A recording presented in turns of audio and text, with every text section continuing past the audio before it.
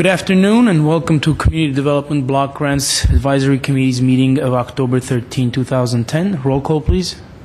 Committee members Cornell. Present. Markarian. Present. Olivares is absent. Sad. Present. Chair Sinanian. Present. Next item, please. The agenda for the October 13, 2010 meeting of the CDBG Advisory Committee was posted on Friday, October 8, 2010 on the bulletin board outside City Hall. Item 2, minutes. 2A, approval of the minutes of the July 29, 2010 CDBG Advisory Committee meeting. Mr. Chair, I move that we accept the minutes as submitted by the recording secretary for our meeting of July 29th. I'll second. Committee members Cornell. Yes. Markarian. Yes. Olivares is absent. Sad. Yes. Chair Sinanian. Yes. Next item. Item 3, staff or committee comments. Chair Sinanian, committee members, you will notice that this is a new item on the agenda. It's replacing an item that we have traditionally called other business. This would be an opportunity for the committee members and staff to make announcements or brief comments on items not on the agenda. Okay. Do we have any? Actually, I do have one. How convenient. Actually, I'd like to remind the committee members that our last day of scheduled site visits will be next Wednesday, October 20th. And as has been the case in previous weeks, we will be meeting at the Parks Administration Conference Room at 12:30 p.m. and we'll go from there. And you can look forward to receiving the notice and the agenda on Monday. Okay, Ms. Hidalgo. Yes. Mr. Chair, if I may, I also have a follow-up item. At our last meeting, Ms. Zanvalian, the city's homeless coordinator, gave a report on the homeless continuum of care and all of our programs and services. And committee member Cornell had expressed an interest in obtaining some follow-up information related to historical statistics on number of homeless persons in Glendale and how those numbers may have increased or decreased, in addition to how Glendale compares to our neighbors in Pasadena and Burbank. Ms. Zanvalian does have we do have a handout for you which gives you those statistics.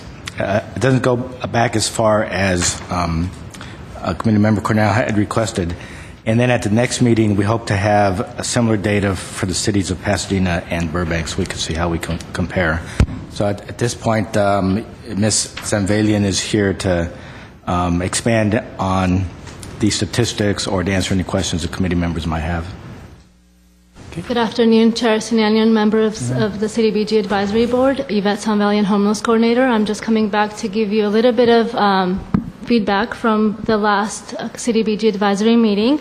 At the last meeting, committee member Cornell requested for us to submit information in terms of number of homeless persons that were counted in the city of Glendale since the inception of homeless programs. At our last meeting, I indicated that the first time Housing Urban Development made funds available for homeless programs were in 1995. So the city of Glendale applied for funding in 1997 through that competition process. Before you have a statistical report from 1997 to 2010. One of the requirements that HUD has is that each local jurisdiction to conduct a biannual homeless count, which justifies the needs and homeless services in the community, and that's how we're able to apply for additional programs and develop programs to meet projects and gaps in our community. So the first year we conducted the homeless count was in 1997. Typically the homeless count is conducted during the last week of January, which is also a HUD requirement, and each jurisdiction selects one day as their point-in-time count.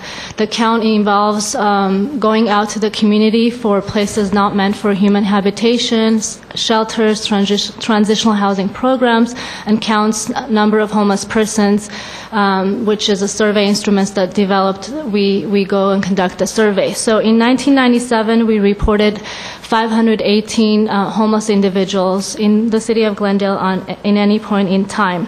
Since it was not an annual requirement, the city did not complete a count in 98. In 99, we have 418 homeless individuals in the city of Glendale. Again, we didn't count in 2000. 2001, we identified 447 homeless individuals in Glendale. Between 2002 and 2010, we have the number of homeless individuals as well as the funding level. And basically from 2002, we have 217 homeless individuals, and our homeless funding, annual funding was $1.3 million. In 2003, we identified 461 homeless individuals, and our funding we applied for was for $1.8 million. So each year we have an opportunity to apply for new projects, and we do apply for new programs to have additional projects to serve the community. In 2004, there were 312 homeless individuals. 2005, there were 362. In 2006, it went down to 289. In 2007, this was the first year where HUD gave us additional instructions in terms of not counting people or homeless clients that were already in a permanent supportive housing programs. So although we counted 296 homeless individuals in 2007, we had to not count adjusted number of 48 individuals that were already in permanent housing. So our adjusted homeless count for 2007 is 248 individuals. 2009, we reported 306 individuals, and 2010, which was last year, we had 428 homeless individuals at any point in the city of Glendale. These are individuals on the streets, in emergency housing programs, transitional housing programs. And each year, we were able to apply for around $200,000 additional projects as part of the continuum to develop new programs. This report doesn't have the comparison between the cities of Glendale, Long Beach, and Pasadena, and I hope to get that comparison to you by the next meeting. But in terms of city of Pasadena's for 2010 count, they have over 1,000 homeless individuals, and Long Beach has over 1,200 homeless individuals in terms of their 2010 homeless count.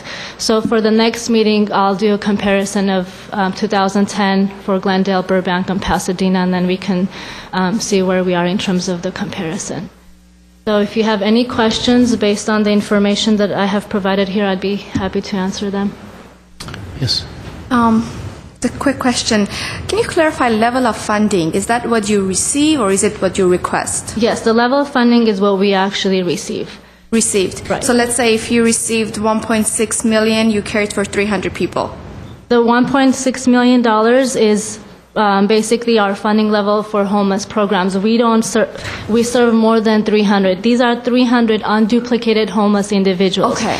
So typically a client that goes through Path Achieve Access Center that gets case management, that family is either in Path Achieve housing programs or another transitional housing programs. Their children go to the school, so the clients are also counted in school. So they're unduplicated homeless individuals. Just to give you a quick idea, in 2010, we had over 1,200 duplicated individuals that were accessing our continuum of care programming. And of those 1,200 individuals, there were 428 unduplicated persons.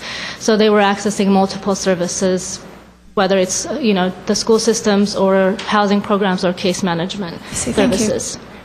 So if I understand this, so the methodology for counting these homeless persons has changed over time? No, the methodology is consistent since the inception of us counting. Basically, we go out to the community the last week of January, and we select one day. We go pretty much street by street, and we identify homeless clients that are in the community. Typically, because the count is in January, when we do have the winter shelter program in Glendale, there are a little bit more homeless individuals in Glendale, and the fact that they were in Glendale receiving services in Glendale, they are counted as homeless in Glendale. So if the numbers increase, particularly in 2009 and 2010, the numbers increased because the winter shelter program came back to the city of Glendale from city of Burbank. But in terms of historical data, for example, in 1997, we show 518 homeless individuals. At that point in time, we didn't have homeless continuum of care structure or that many programs. As we learned about available funds and what the gap is in our community, we apply for funding, and then we're able to serve homeless clients. In 2001, for example, we applied for our Access Center, which provides all the case management and supportive services, and so we were able to serve a lot more clients during that year, and the next year our homeless count was significantly reduced. So there's different trends and variation that I can go into more detail in the next report's presentation. Member Sad? Yes, thank you, Mr. Chair. As I understand the figures, the 428 persons are people who are on the streets and in different levels of care. I wonder how hard it would be to break down that number so we could see, as the years progress, how many people are in homeless shelters and the different other levels as opposed to being on the street. Yes, I can get that information. Thank you, with the next report, Okay. just comparing the 2000. Do you want to go back till 1997 or most recent data? I guess I'm more interested in the current years and how Yes. that's going to trend in the future. Yes, we will be able to identify how many people were on the streets, how many were in specific emergency housing, transitional, and I can get that data for you next Because I think month. that'll also help us determine how effective we are as to where these people are at this particular time. So thank you. Okay, you're welcome. Mr. Duran? Yes, Mr. Chair. Two more announcements related to our homeless programs. One is we are planning a Homeless Connect Day, which is coming up in December, on December 14th. The Homeless Connect Day will be at the Glendale Armory, and it will provide one-day supportive services and health care and other supportive services for homeless individuals. So different organizations, nonprofit agencies, local county representatives will be there providing various services beginning from employment services, housing, Social Security Administration, Department of Social Services, to be able to provide access to services for the homeless individuals at the Armory. It will begin at 8 o'clock and it will go through about 2 p.m. Do you need volunteers for that Yes, event? volunteers are needed for the Homeless Connect Day. Thank you. And so if you can call 818-548-2060 or 818-246-7900, that's the number for Path Achieve Glendale. So we will take volunteers to support for the event. That's December 14th. December 14th, yes. And, Mr. Chair, we'll be sending out reminders to the committee members with some ideas of the type of duties that volunteers could volunteer for. That's great. And we do plan to do our next homeless count in January of 2011, and we typically need volunteers for that event as well, right? Yes, typically for the homeless count, we also need volunteers to help us conduct the surveys. So if you're interested in helping conducting the survey, going with street outreach and community members, please call 818-548-2060, and you can ask for Yvette, and we'll take volunteers for the count. Thank you. Thank you, Ms. Sanvillian. Any more questions? Just one briefly. I appreciate your doing the research and following up on my request of the last meeting on July 29th. Very thorough. When the chair asked you about the methodology of the bringing this together here, I noticed, what was it, here in,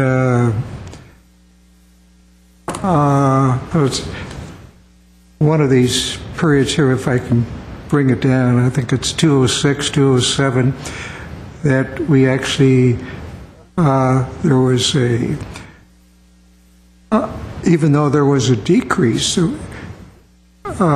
in the number of homeless persons, according to your latest chart here. Year 2002. The dollar amount figure was more. So how is that broken down, or is there methodology there as far as the funds that are available, or is that based on the homeless count that you have here as far as the funding available for you on a yearly basis? Mr. Chair, if I may answer that, HUD is not able to adjust as quickly to annual figures as would be possible. So, for example, HUD mainly looks at trends. So if we had 4 or 5 consecutive years of 250, then they would look at the funding levels that they distribute to the city. But they'll look more at a trend in multiple years to see at what level the funding should remain. So that's why you don't see corresponding adjustments in the funding levels. But just to know that the funding has gradually increased from the first couple of years, as has our homeless count numbers. Very thorough and excellent report. Thank you. You're welcome. You're welcome. Thank you, Ms. Sullivan. Any more items? Other business items or staff or committee comments, as we call them now? No, I don't think there's any more comments. Any announcements from committee members? No, I take it for no. I would be remiss if I didn't mention the Kiwanis Club of Glendale is having our annual duck race October 23rd, a week from Saturday at Verdugo Park. Any of you that are able to attend, I'm sure you'll have a great time and help us raise money for the organizations in Glendale that we support. So, Verdugo Park, Saturday, October 23rd. Thank you. What time, John? I believe the race starts about 10. Thank you, committee member Sad. Next item. Item 4A, receive report regarding the status of the New Horizons CDBG and CDBGR funded development project.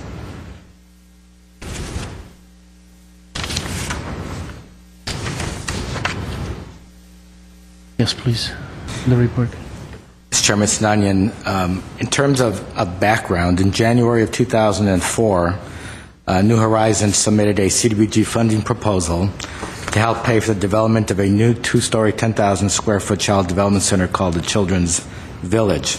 That was to be built on 2 vacant lots on Maryland that the New Horizons organization had just purchased at that time. As a result, the CDBG Advisory Committee and the City Council approved a fiscal year 2005-2006 CDBG allocation in the amount of $170,000 towards that project. Then in June of 2009, New Horizons submitted another CDBG economic stimulus funding proposal to further fund the Children's Village project. And as a result, the CDBG Advisory Committee and the City Council approved a fiscal year 2008-2009 CDBG economic stimulus allocation of $131,000. So the total between the 2 allocations is $301,000, and all of these funds have been spent on pre-development costs as proposed and as approved by the Advisory Committee and the City Council. In terms of the current status, there's been a lot written in the newspapers, but the official current status is on August 24th, the city received official notification from New Horizons that they were discontinuing with their development project, which had already received a building permit but had not started construction. So they did get as far as obtain a building permit. New Horizons informed the city that it understood that the CDBG funds expended on the project, $301,000, would have to be repaid to the city, and that is their plan. They plan to sell the 1251 South Glendale Avenue property and the Maryland vacant lots to repay the city. New Horizons acknowledged that they were having financial problems and were scaling down their operations, programs, and services, but had every intention to continue to operate at some level at their main facility at 744 South Glendale Avenue. So the the property is currently on the market for sale. So the city does have recorded deeds of trust on the property, so the city could feel assured that it will be repaid, the interest that it has on that property. Obviously, at this time, there's no way of knowing when the property will be sold and when the CDBG funds could be repaid and then made available for reprogramming. In addition to the $301,000 that New Horizons plans to pay back that they've already spent, New Horizons received a fiscal year 2009-2010 CDBG allocation of $7,684 for exterior painting at the 1251 South Glendale building, and then a fiscal year 2010-2011 allocation of $40,000, which you all might recall, for public improvement costs associated with their Children's Village development project. Now, those two amounts, totaling $47,684, have not been spent. So we will simply be recapturing those funds, and we are making those funds available for reprogramming in the proposed funding allocation plan that we'll talk about in a few minutes to get that money back out into the community. I also want you to know that the Federal Department of Housing and Urban Development, HUD, is aware of the status of the New Horizons project, and HUD is working with us. They've indicated that both the CDBG and CDBG economic stimulus funds, once paid back, can be recycled to another eligible project. So that's the status of the New Horizons project as it relates to the CDBG funds. Any questions from Mr. Duran?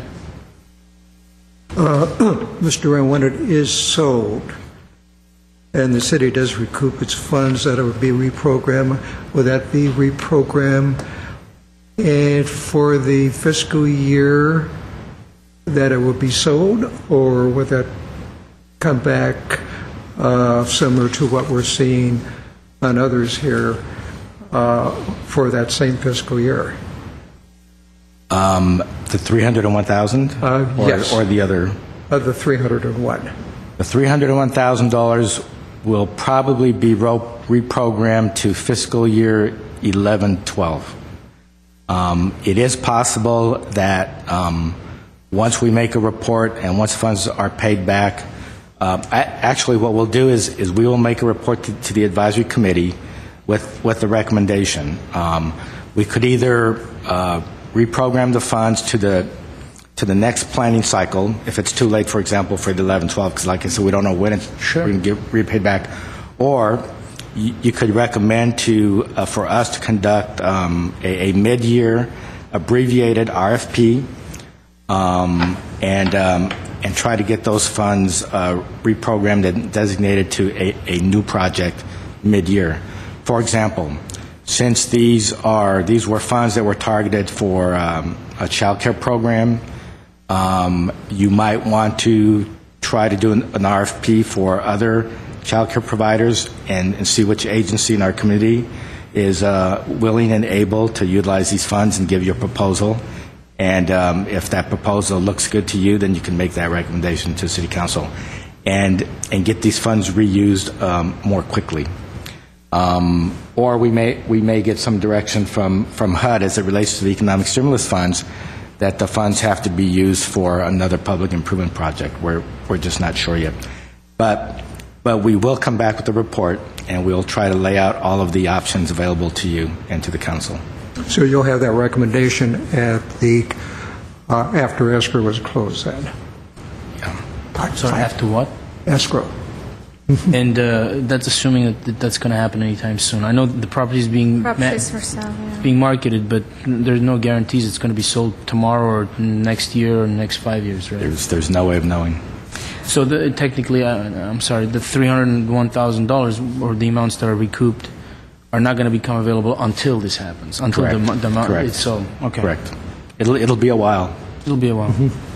So what will be recaptured from New Horizon is the $47,684 that can be reprogrammed in the fiscal year 10-11. That's what we have right That's now. available now for you to reprogram for 10-11 or 11-12. We're recommending 11-12. 11. Yes, Committee Member Sad? Thank you, Mr. Chairman. Mr. Duran, so we have a recorded deed of trust for $301,000. Correct. And do we know what liens may have priority over this $301,000? Our understanding is that there is only one lien in front of ours, and it is for an amount that is about 50% of the appraised value of the property. So there shouldn't be any issues in terms of us being able to get. And if the sales proceeds don't cover that, does any shortage follow to the other property or to New Horizons in some way, or is our financial exposure confined to just this one property? That's a very good question. We'd probably have to analyze that and maybe get some legal opinions. Hopefully we don't.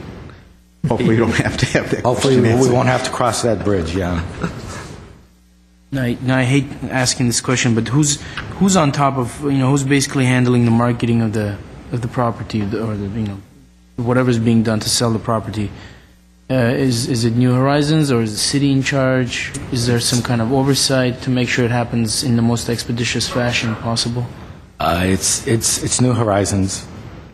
They have a broker that has been working with our office.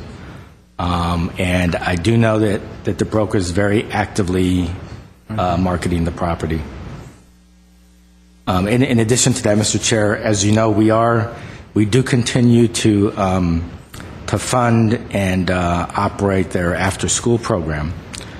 So we are in constant touch with New Horizons, and so on a monthly basis we do monitor their invoices, and it's an opportunity for us to get status reports on the sale of the property as well. Any further questions? Okay, thank you. Next item. Item 4B, presentation by Patha Chief Glendale regarding Homeless Access Center and Emergency Shelter Development Project. Yes. Who do we have from Patha Chief? Yes, Mr. Chair, if I may make a few comments to introduce this agenda item. As committee members will remember, the City Council did approve a $2 million Section 108 loan from HUD, which are CDBG funds, and so that loan is governed by all of the CDBG rules and regulations. The loan application has been submitted to HUD. It has been recommended by the Los Angeles office to the Washington office for approval. We were told last week by our HUD local representatives to expect about a 60 to 90 day approval from Washington to give them time to approve the application and prepare the loan documents. So we remain confident that loan application will indeed be approved and the funds will indeed be dispersed to the city of Glendale. You will note in the proposed funding allocation plan that we'll talk about a little bit later that we have gone ahead and budgeted a $240,000 allocation to begin to make our loan payments to HUD on this project. And again, we could talk about that in a few minutes. A couple of meetings ago, the committee did express an interest in hearing from PATH on their project and possibly look at renderings and how the building will be configured and assurances of what types of services are going to go into that new facility. So we have here the executive director of PATH Chief Glendale, the chairman of the board. We have all the heavy hitters. And board member Rodney Kahn, who is one of the project managers on this project, and they're available to make the presentation. Okay, welcome. Good afternoon, Mr. Chairman and the member of the CDBG Advisory Committee. Thank you for the opportunity so PATH Chief Glendale can come here today to present the project that we are working on for the poor and needy people in the city of Glendale. I want to express my thanks and to let you know how pleased we at PATH Chief Glendale are because we have the opportunity to create a truly public and private partnership.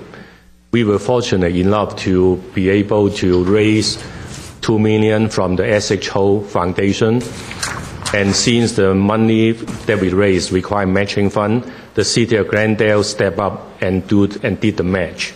So together we have the money to spend to buy a new facility for Partnership Glendale. About 2 to 3 months ago, we closed escrow on the property on Tyburn Street. And we are in process right now of taking construction bid because we need to do the project based on the prevailing wages. And there's a certain procedure that we need to follow through.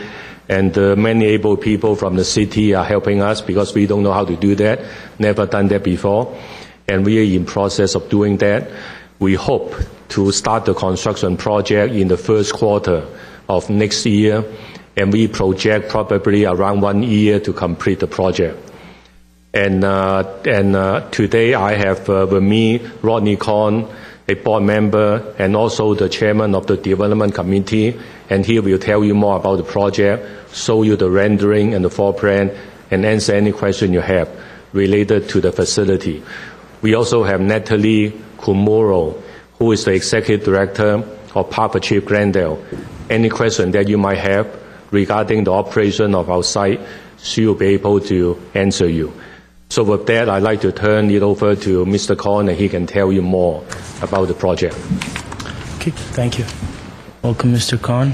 Thank you very much. Thanks, Nick. Good afternoon. Get the mic there. Chairman, committee members, and city staff. My name is Rodney Kahn, and I am on the board of directors of Path Achieve Glendale. About 1.5 years ago, Nick and I sat down and talked about purchasing a permanent facility for our emergency shelter and access center. And the reason we sat down was our lease was coming up.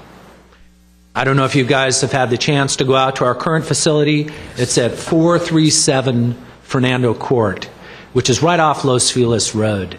And we've been there for about 10 years. So we thought we would approach the property owners about selling us the property. It made sense. We'd been there. The community knew where we were.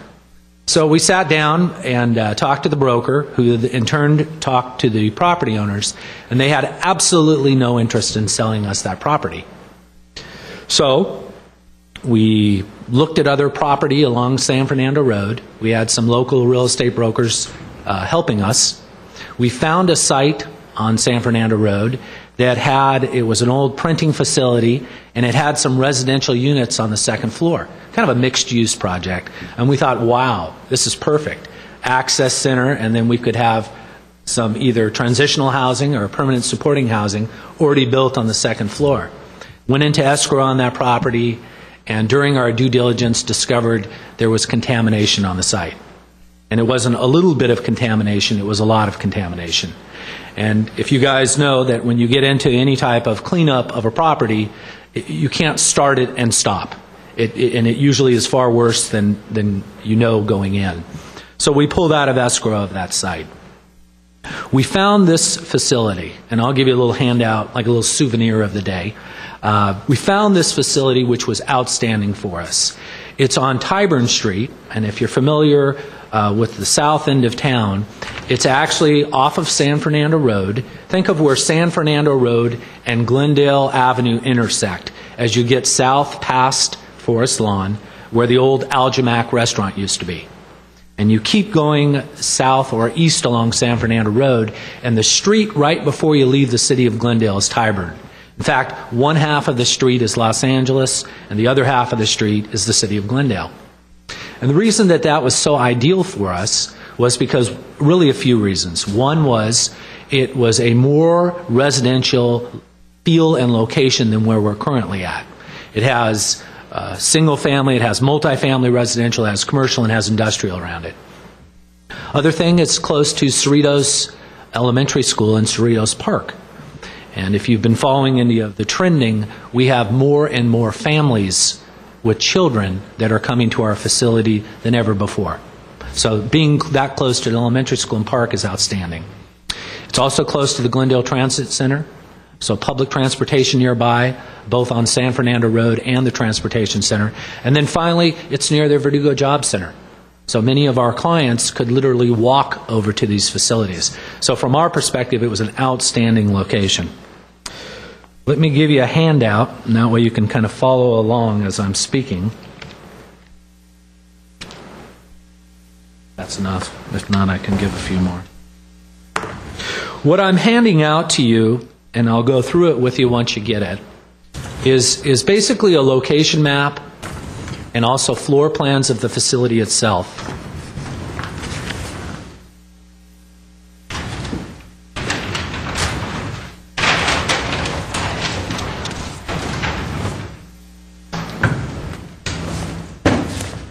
We wanted to build up the drama for the unveiling, so that's what we're doing right now. Anyway, this is the first sheet that I showed you is a location map, and that shows you where the facility is. It's an 8,000 square foot lot.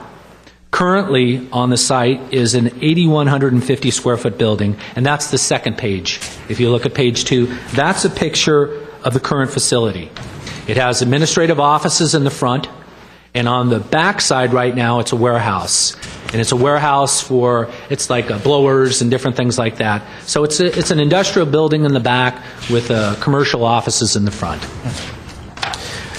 If you go to the next sheet, you'll see, and it's kind of hard to read, but you can also look up here on Tyburn. And basically what it does is it shows you how we are laying out the new facility. On the ground floor, we have 8 on-site parking spaces. We have a reception area with offices. And you'll see as you go further back, which was previously the warehouse, we now have a kitchen, a commercial kitchen. We have a dining area that could be also used for program facilities. We have a number of administrative offices, and we also have some restroom facilities.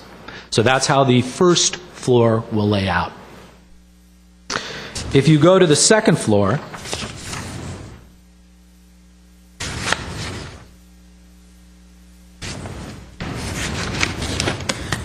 we have more offices, and this is actually where we added to the existing building.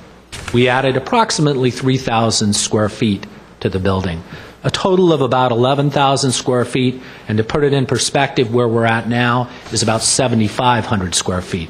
So we're about 3,500 square feet larger in the new facility. But the second floor has administrative offices. It also has something which is very important to us, which is separate sleeping quarters from the men from the women. And right now, if you've been to our facility, you'll see that everyone is kind of bunched together. And what we're looking at is with these separate facilities, that we also have some type of rooms that we're looking at in case someone is sick, in case someone is coming with a small baby, which we've had. They can be also separated even further. Obviously, restroom facilities, some storage space, and we're introducing an elevator into the building for handicap purposes so you can get from the ground floor up to the second floor. And then the last sheet is actually just a section drawing with a roof plan. And at one point, we toyed with the idea of using the roof as open space.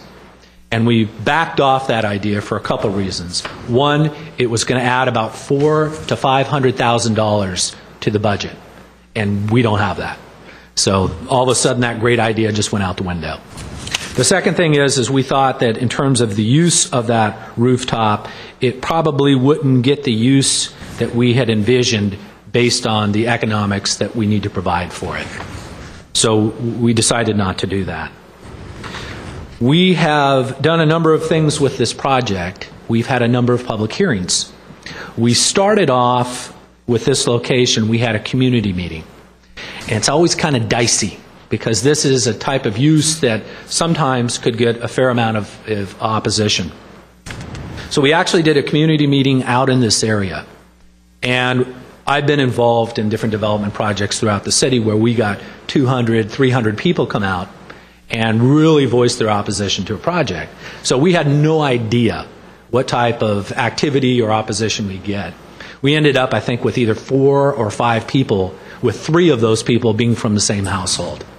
So obviously, in terms of that location, that was an outstanding location for us, not just because of the reasons I gave you earlier, but also from the community's input. The second thing is we offered anyone that had any interest whatsoever. I got calls, I got emails, I got people that didn't show up to the community meeting saying, what is it exactly you guys do? And the best sell for us was to be able to say, you know what, right now we're on Fernando Court. come down to our facility, take a look at it, talk to the businesses that are around it, and see what they have to say. It was the easiest selling point that we ever had, and it was very nice and very easy to do.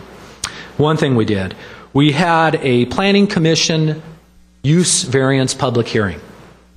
It's kind of a strange thing, but we are in the IMU-R zone, which basically stands for Industrial Mixed Use Residential. The IMU-R does not allow our emergency shelter, but it allows the access center. The IMU part of the zone does allow it. So the long and short of it is, we had a public hearing, we were granted a use variance from the Planning Commission. We've also been in front of the City Council as the housing authority for the allocation of the funding as well. And I think Mr. Lamb talked about us raising the funds and then the city matching it, which is something that we're very proud of, especially in the market and the economy it is today. Anyway, that's the project itself. We have a beautiful perspective rendering right behind me that you can see as well. And if you have questions about this, I'll be happy to answer. If you have program questions, obviously Natalie can answer those. Thank you, Mr. Khan. Any questions? So when did you purchase the property? And you said you added 700 square feet. Does that mean? The property, the escrow was closed a few months ago. So what we are doing now is we are in the City of Glendale's plan check, and we added about 3,000 square feet. Okay. And the square footage that was added was on the second floor, because right now it's a warehouse with large ceilings. So if you look on that second floor where the administrative offices stop in the front, you go back where the sleeping quarters are and the restrooms are, that's the area we added. We also added to the height of the roof, because right now it's about 20 feet, and we needed to get that head clearance for people to move around on the second floor, so we added about another 5 feet to it. And you'll see that in the section drawings. Okay. Yes, Mr. Duran? Yes, Mr. Khan, along those lines, could you tell us what your time frame is? Sure. So when you're currently in design and obtain permits, and then when you expect to open the center and begin to relocate the clients? Sure. In terms of the plan check, we're in plan check now.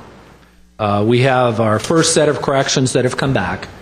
We're hoping that from the corrections that were done, our structural calculations that will be done, that we will be completed with plan check and obtain a building permit by the end of this calendar year. So we got a couple more months. We're hoping to start construction beginning of next year, and we figure it would take anywhere from 12 months, let's say in a worst case scenario, 14 months, but somewhere in that range. So we're looking at, instead of 2011, we're looking at the first quarter of 2012 being able to occupy the space. Where we currently are, we've extended our lease out a little bit further than that, just in case it takes a little more time. Any other questions? Yes. Mr. Saad? How many more people will you be able to serve in the new facility as opposed to the existing facility? And what might contrasting things that are offered to the residents of the new facility compared to the old facility? Sure. I'll answer a portion of that, and then I'll let Natalie answer a portion of that. In terms of our facility itself, right now I mentioned where we're at now is 7,500 square feet, and we have 40 beds for the emergency shelter portion of it. The new facility, we will also have 40 beds. We didn't increase the number of beds. The difference is in terms of, like I mentioned, the women and children will be able to be separate from the men, which was huge and very, very important to us. The second thing is in terms of staffing. The staffing, this is a different location, and our access center will have more ability and capability to serve more people. So that's a huge thing for us as well. But unless there's other questions, I'll sit down and let Natalie kind of finish off the answer to that as well. Yeah, Mr. Duran? Yes, Mr. Chair, Mr. Khan, could you talk a little bit about the permanent supportive housing piece as it relates to this project? Absolutely. This facility, and I'll give you some numbers. We purchased this facility for about $1.25 million. We're looking at probably, and these are all ballpark numbers, so take that into consideration. we're looking at doing the improvements, the elevator, the extension, everything else, probably costs us about another $1 million or so dollars. So that's about 2.25, somewhere in that range. It could be up to 2.5 or more based on now we have to do prevailing wage and things like that. Whatever the remainder is, remember the city put in 2 and we put in 2. So that's a total of $4 million. So whatever we have left over, whether it's $1 million, $1.5 million, whatever it is, we are going to purchase, and this is a capital campaign that we have challenged ourselves for, is start to purchase permanent supportive housing so that when people come into, our clients come into our emergency shelter center and the access center, they're able to stay there and then transition into a location. Because right now, there's not enough locations for them to transition into. So our goal then is to start looking at this and saying, we have the facility now for the emergency access and emergency shelter component.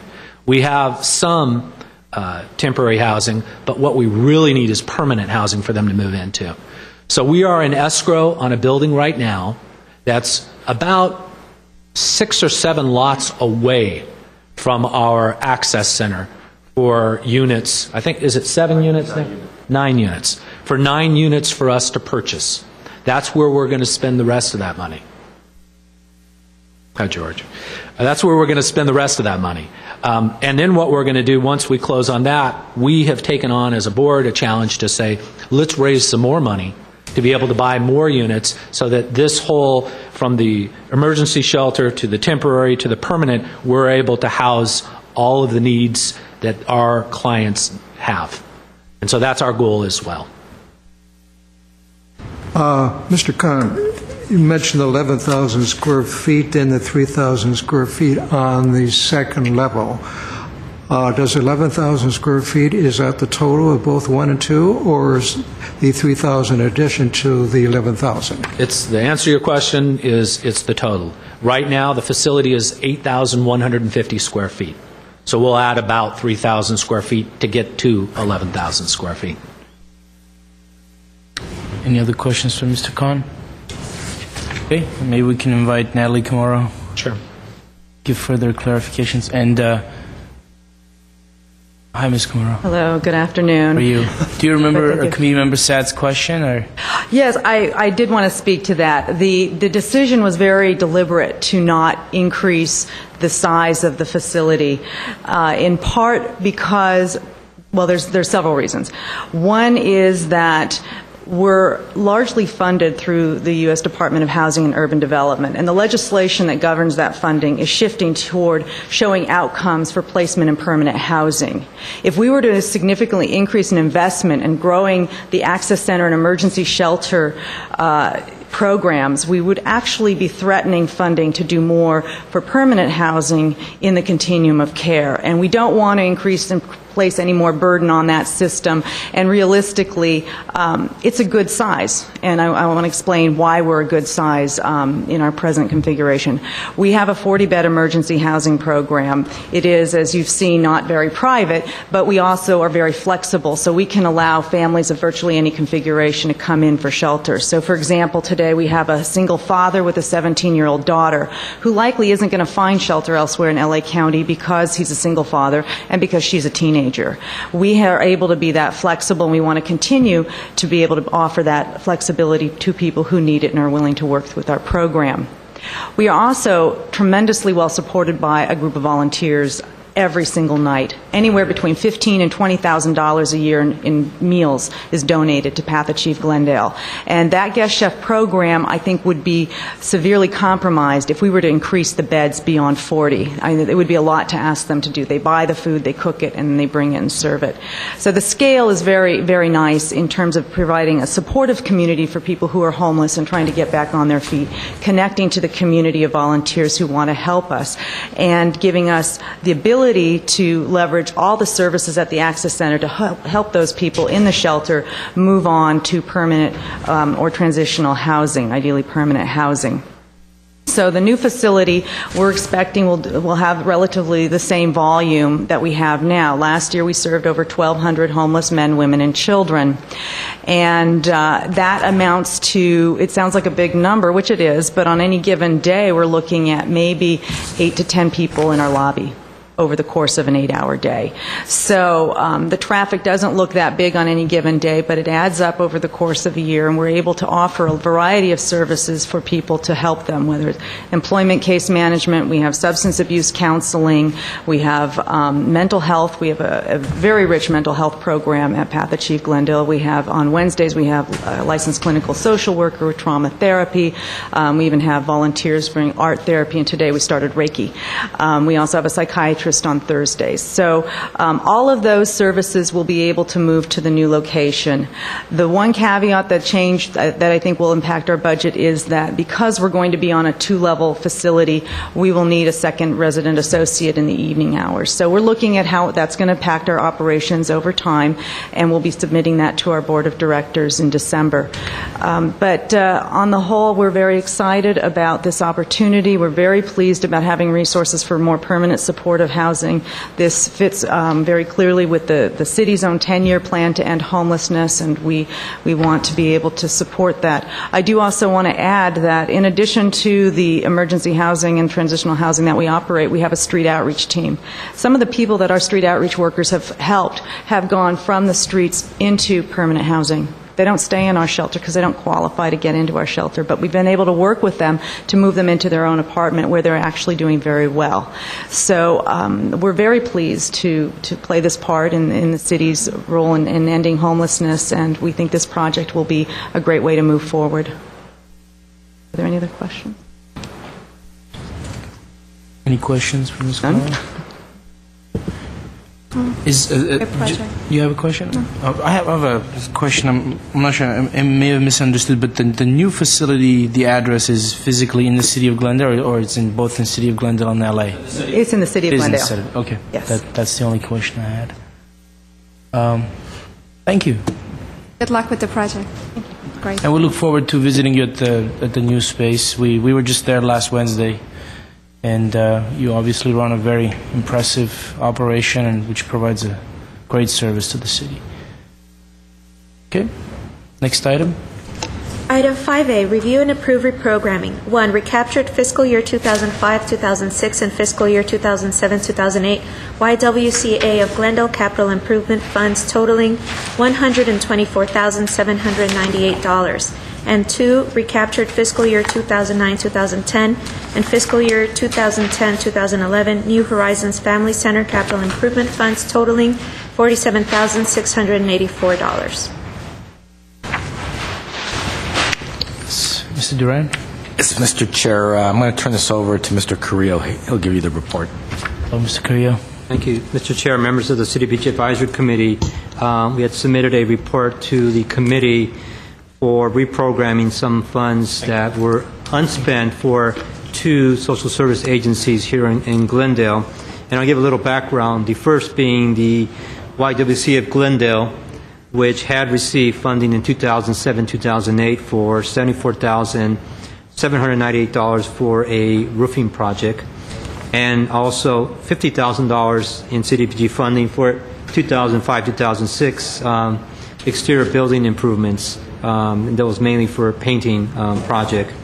The total being $124,798. We had been working with the YWCA to assist them in collecting low-income documentation from some other tenants, some of the participants, and unfortunately they weren't able to provide us the documentation needed for the low mod benefit, and it was decided that we would have to cancel their project and request the funds to be returned back. We have since done that, and the YWCA did acknowledge the necessity to have the funds returned back to the city back in August of this year. The second project, in which Mr. Durant spoke to about a little while ago, was the New Horizons Family Center Child Care Project, and also their existing mental health center. The mental health center did receive $7,684 for some exterior paint improvements. Those funds were not expended. The second project was the child care project on Maryland Avenue, and that amounted to $40,000 for some public improvements which were granted to them for 2010-11. The total being $47,684. As Mr. Duran pointed out, the New Horizons sent us a letter on August 24th notifying the city that it will be discontinuing these capital projects, and that we immediately accepted that letter and canceled the project effective August 25th, 2010. Again, the funds being $47,684. So what you have before you is a recommendation to approve recapturing these funds and to allocate these for use for the 2011-12 capital improvement projects under the RFP program. And I believe that's the motion you have attached to the report. Thank you, Mr. Carrillo. Any questions or comments from the committee members? So the total that we may allocate for 2011-12 would be about 172. Is that combination of the YWC and the New Horizon? Yes, that's correct. Those two recaptured. Okay. And those funds will add on to the 11-12 allocation then? And of course, the reason we're not holding we're not sending out an RFP now is because it's too late, just would be too cost ineffective, and therefore that makes no sense to do it that way. Yes, Mr. Chair, members of the committee, the timing actually works out great, and we purposely wanted to make a determination regarding the YWCA funds now in order to be able to recycle the funds in the regular program planning cycle. So. Yes. Quick question. And you said these funds, recaptured funds, needs to be allocated for capital improvements projects only, or can it be any other community project? Yes, it is for capital improvements projects only, not Only. for social services, only capital projects. Yes, Mr. Cornell, you have a... If there's no other questions from our colleagues, Mr. Chair, then I will make a motion. Before we get to the motion, I'm sure my fears are unfounded, but I always have this, fear that because there's somehow money now that's going to be allocated to our next year's budget, somehow when the higher authorities are determining how much money is going to be left over to CDBG to be allocated for 2011-2012, that money is going to be looked at as, okay, well, they have this much, so therefore let's take a bigger chunk of that amount. I'm sure that's not going to happen, but anyway, I'd like to avoid that if possible at all. That was my question. Is that I assume those funds will be added to the amount that we're going to be discussing later in the allocation, the current year's allocation. Yes, that is correct. And we can talk about it in much more detail, and you'll have a better perspective when you're able to look at the entire funding allocation plan in terms of where those funds fit. Okay, so we have a motion. If you're finished with the questions, Chair, I will move. The text of the motion is actually on the last page of the handout that we have. I can do that. You're okay with that? I am. Makes it easier to make it at my end here. Move that we accept the recommendations of staff to recapture the 2005-06 and the fiscal year of 2007-8 YMCA capital improvement funds of $124,798, and also recapture the fiscal year 2009-2010 and 2010-2011 for New Horizons Family Center, and these funds are to go in the CIP fund, and the total amount would be $172,482. Do we have a second? I will second that. Can we have a vote? Certainly. Committee members Cornell. Yes. Markarian. Yes. Olivares is absent. Sad. Yes. Chair Sinanian. Yes. Next item. Next item is 5B, review and approve fiscal year 2011-2012 CDBG program priorities. Yes, Mr. Duran. Yes, Mr. Chair, members of the committee, before I turn this over to Mr. Carrillo, I just want to remind the committee that if you remember last year we prepared our 5-year consolidated plan, which is our long-term strategic plan, and because it's a 5-year plan, that is where we make the greatest effort in terms of obtaining committee input and conducting a needs assessment. Last year, as part of that, we received direct input from over 1,500 residents in the city of Glendale. And then we established program priorities, which are 5-year program priorities, but HUD does require us to every year undertake some level of community participation and community input, just to ensure that our current program priorities are consistent and that we're able to address any significant demographic changes that might occur in our community. So our annual needs assessment process isn't as comprehensive as the 5-year plan.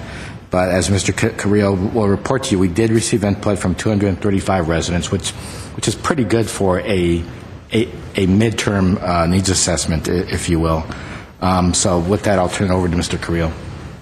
Thank you, Mr. Chair.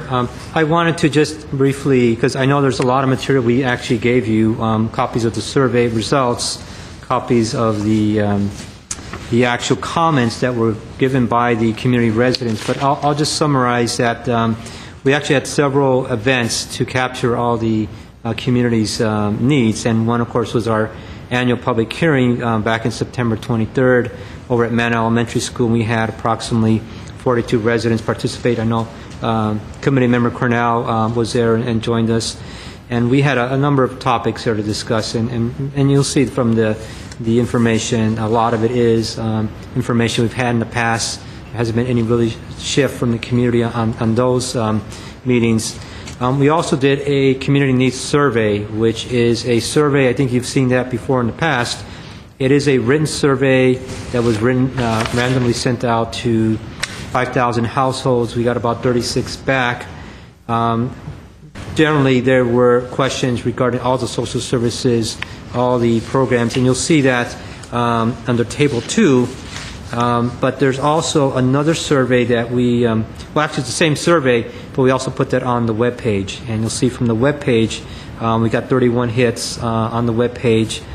And also we did have the survey available at Cruise Night back in July, with 74 persons were completed the survey. So all in all, it was a good number of surveys. And really, if you look at Table 2, you'll see the services by major category. And these were ranked. These are based on the total service and giving points for, high need, medium need, moderate need, and low need. You'll see from here, basically, the top 4 or 5 really have not changed. But I think what we've seen is a little bit of a trend for senior services to begin to be what we identified in this one survey as second highest priority. Last year, I believe, was third.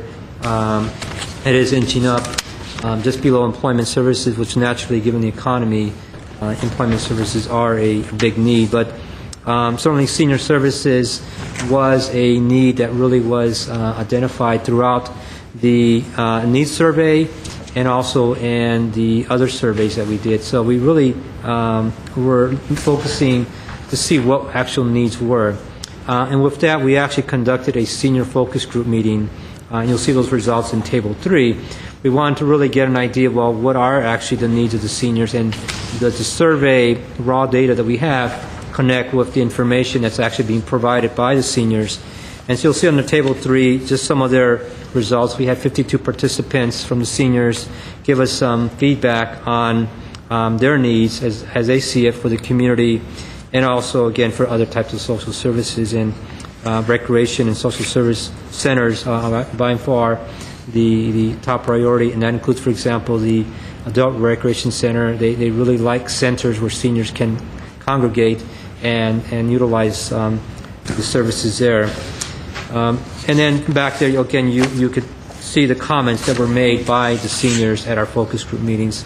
But that kind of gave us an idea of where exactly in the seniors we were looking at. We also did some analysis of the census data and other demographic data, which we attached to this report.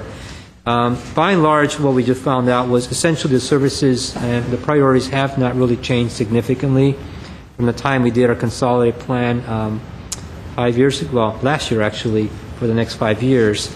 Again, the only, I guess, asterisk would be that senior services seems to be moving up a little bit in priority and need, and I think a lot of this relates to the economy, the reduction of benefits that seniors are seeing as far as Medicare, other type of entitlement programs, the cost of housing, and really the cost of health care.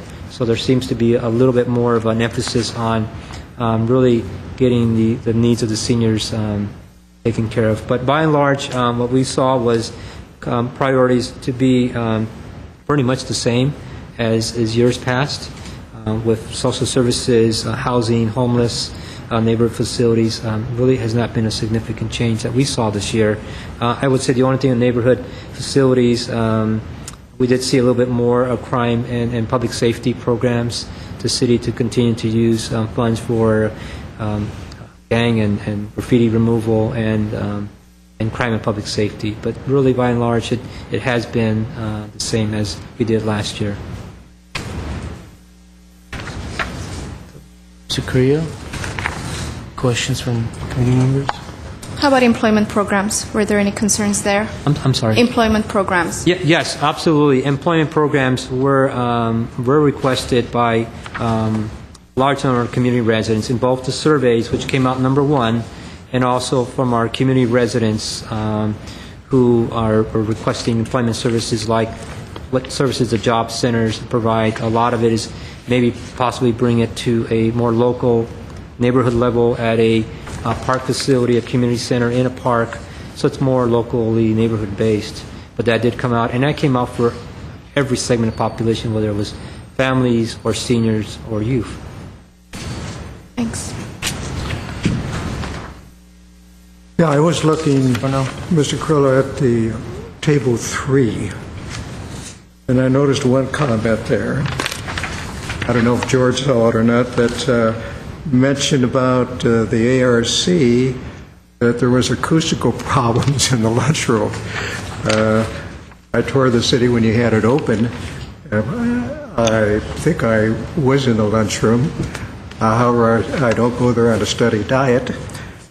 And as a result, I didn't have any dialogue there, so I didn't know if the situation is that critical. But evidently it is to the person that mentioned this. And I'll have George address this. And also I wanted to ask you, on these assessment focus groups, when they highlight a situation, say in traffic, or if there's a situation there at Chevy Chase at Adams, where they can't see a sign or so on, you forward these items from these groups here that you have to the various jurisdictions so that they can follow up on it or survey it or see if there is a real need as presented for correction. This committee member Cornell, yes, we do forward those comments, and particularly, of course, the speeding and the multiple speeding questions and the stop signs. The more urgent ones were some of the crime and public safety, whether it was a particular crime issue. Those were sent over to the police department right away, in fact, that same night, so that they understand and follow up with that. But we do send comments out for the departments to know. Okay. Mr. Chair, yes, if I may, Committee Member Cornell raises a good point, and I think what we'll do is send the list of comments to all of the departments just for their information. They might be able to pick up something that we wouldn't necessarily pick up in terms of community concerns out in the neighborhoods. But what Mr. Cornell alluded to was in our focus group, as the seniors were returning their surveys, there's a section which allows them to make any comments about anything that they would like, and yes, sometimes we'll get some very specific personal issues that persons might have with the facilities or whatever the case might be, and I think that's what happened with the acoustics. For this particular person, they didn't think it was adequate for them in particular, but I don't know, Mr. Chapton, maybe you have more. Sure, I can address that, committee members. I'm sorry. We have looked at that. The Rotary Club had a meeting in there as well, and we heard from the Rotary Club that the acoustics left a little bit to be desired. So we're looking at sound attenuating panels and those type of things that we can place in there to help with the acoustics at the ARC. It is a large room with a large ceiling, high ceilings, and once the partitions are open, it does create some difficulty in hearing, I think, when people are speaking. So we're looking at acoustics maybe on the side of the sides of the walls, just like we have at the Pacific Gym. If you've ever noticed the Pacific Gym, there are acoustic, it's not ceilings, but wall material that we've placed there to help with the echoing and that type of thing. So we are looking at it. Okay. I think we have no further questions or comments, so someone will move to approve the proposed 2011-2012 CDBG program priorities. So moved. Do we have a second? I'll second. Okay. Ms. Hidalgo, will you read the motion into the record, and then we can take a vote on it? I'm sorry, to take the roll call? Yeah, on the Sure. motion. Or read the motion, sure. Moved by Committee Member Sad, seconded by Committee Member Cornell, that the Community Development Block Grant Advisory Committee approve the proposed fiscal year 2011-2012 CDBG program priorities. Committee Members Cornell? Yes. Markarian? Yes. Olivares is absent. Sad? Yes. Chair Sinanian. Yes. Next item. Item 5C, review and approve preliminary fiscal year 2011-2012 CDBG funding allocation plan by funding category. Mr. Duran? Yes, Mr. Chair, thank you. Members of the CDBG Advisory Committee, you do have in your packet what we refer to as the fiscal year 2011-2012 proposed CDBG funding allocation plan. And again, these are for projects that will receive funding and begin implementation on July 1st of 2011. So that's the 2011-2012 program year. And so based on this worksheet, what we are showing is that we anticipate that the total amount of CDBG funding we will have available for the 11-12 year is $3,810,000, as compared to what we have available in the current year, the 10-11 year, which is $3,792,000. The proposed 11-12 allocation of $3.8 million is comprised of our entitlement from HUD, which, as you can see, is a little bit less than the current year, but we're anticipating $3,437,000. I'm sorry, why is that the case? It's just a general reduction at the federal level across the board. Okay, thank you. It's preliminary. Typically, what happens is there will probably be one or two more adjustments between now and March or April when we approve the final plan. But we're typically within 1 or 2 percentage points of the actual amount.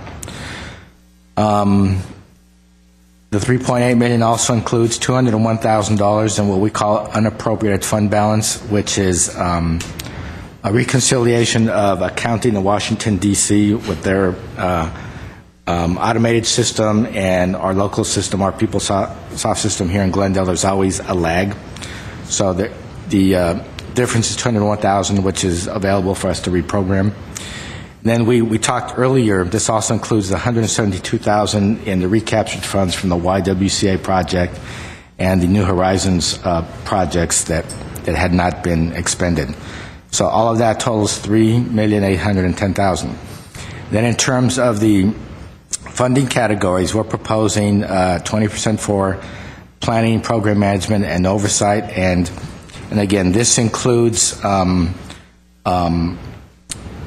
staff costs required to also implement all of our homeless programs, our $3.3 million in homeless programs. So when you add that, it's actually closer to 11% of all of our funding that we're responsible for that goes to pay for planning, program management, and oversight. And again, you'll see that that's less than last year because the entitlement is less than last year. And then in terms of public social services, we can only spend 15% of the entitlement amount. So we have to take the entitlement amount of $3.4 million multiplied by 15%, and we get $515,000. We cannot ever spend $1 more than 15%. That's a federal statute, and Congress would have to change the law in order for us to be able to fund more. And I know it's frustrating because the need and the demand is so great. And invariably every year, we're always asked, well, can't we reprogram the recaptured funds to social services because that's where the need and demand is, but we can't. So we're stuck at $515,000, and of course the challenge to the committee is that is less than last year. It's $19,000 less, which might be the difference of two projects that don't get funded.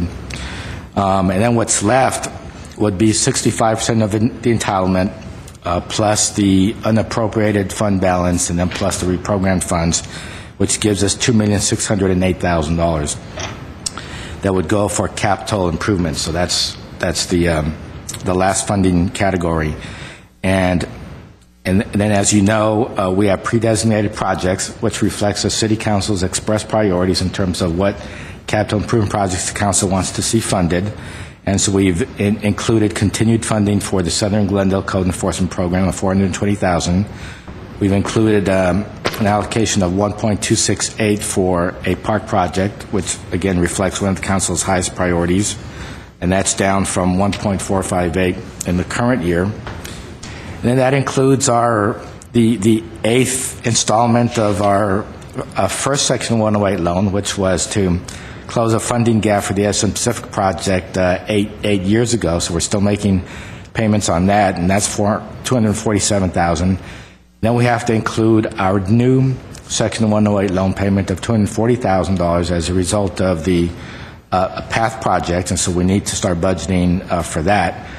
So there will be 2 more years of overlap, and then we'll be done paying the Edison Pacific loan, and this $247,000 will be freed up to fund another either city capital improvement project or community capital improvement project. But for now, it's going to be a little bit of a strain. Now, we're also including under pre-designated projects a business technical assistance program, which is a new program. It's a program that was identified in our 5-year plan, and it's very timely because of what's going on with the economic recession and the call for us to develop programs and ways of working more closely with the businesses, who a lot of people argue are the real engine that keeps our economy going and impacts the employment and unemployment rates. And I do have Mr. Don Nakamoto, who is the administrator of the Verdugo Job Center and the Workforce Development Section, and the analyst that has developed this program. If you have any questions and you want to know more about what this will do, but that would be $100,000, and that would be a pre-designated project. And then so the balance of funds is $332,000, and this is the amount that we would recommend that we let out to bid as part of the RFP project. And this is the amount that the community agencies would submit funding proposals for. And so when you add everything up, we're back to our $3,810,000 that's available for the 11-12 CDBG program. The next step in our program planning process is to approve a funding allocation plan in order for us to finalize our RFP and let the community know how much funding is available, and we also let the community know what the program priorities are in terms of what proposals the committee would give preference to based on the priorities. And so we're asking for the committee's approval of this proposed funding allocation plan. Now, we do plan to take your recommendations to the City Council and Housing Authority on November 16th to get their final approval on 1, the program priorities, 2, the funding allocation plan, and 3, the RFP and authorization to issue the RFP. Okay. Thank you, Mr. Duran. Any questions, comments? Yes. So, Mr. Chair, thank you. Mr. Duran, so to go back to our reprogram funds, when we reprogram funds out of a social service category, only 15% will come back to the social service programs for the future periods. Am I understanding that properly? Chairman Sinanian, committee member said social service funds, once their year ends, cannot be reprogrammed. So let's say, for example, all these social service programs, everybody spends 99% of their funding, so there's $10,000 left over. That $10,000 cannot be reprogrammed to the new year's social services. It can only be reprogrammed to capital improvements. The same thing applies with administration. Administration social services, what you don't spend by June 30th, you can't reuse, and the only thing you can reuse it for is capital improvement projects. And then how about the capital improvement funds that are reprogrammed? Yes. Am I correct that the 15% is the only thing that... No, that wouldn't be the 15%. Okay. No, that's 65%. And it's generally understood that those projects, because in most cases they're major projects, and it's generally understood that there's they're long-term planning and development projects. They can get rolled over for multiple years. But what we do, based on your direction, you've been telling us that those projects that are lingering out there for 3 or 4 years, you want to know about them and you want to have an opportunity to reprogram, which is what we did with the YWCA. Just for clarification, so $10,000 left over from human service programs when that goes into the new fiscal year, 10% of that or 15% of that doesn't go back. So all of it goes towards capital. Correct. Yes. One question on under undesignated projects. Second page. Those are going to be under capital improvement or? No. Yes. Committee Member Markarian, those are capital improvement projects. And we don't know what they are. How come they're not listed under capital improvement and they're undesignated? Oh, designated and undesignated are subsections of capital improvements, of the capital improvement funding category. We have 2 subcategories. Sure, but they all go under yes. capital improvement. Yes.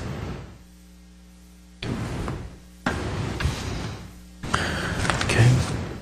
Yes. Yeah, Mr. Cornell.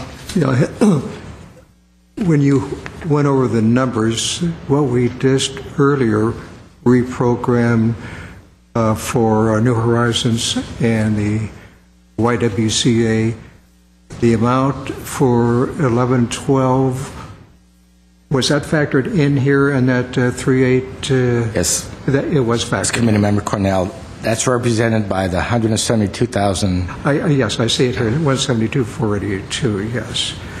The park project,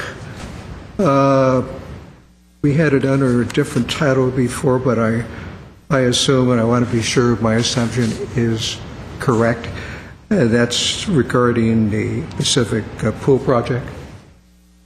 Committee Member Cornell, the 10-11 allocation is going towards the pool project, which is now fully funded. So it doesn't need any more funding unless there's new information I don't know about. So the proposed allocation for 11-12 would be for a new park project.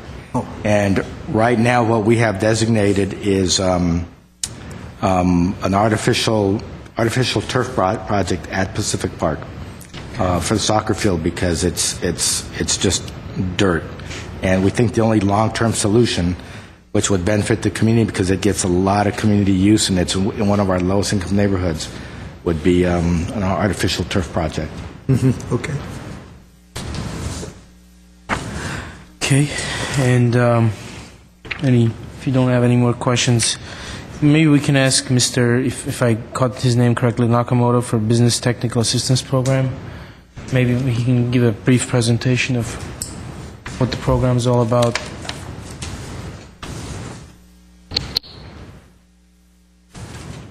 Thank you, Mr. Chairman and committee members. Our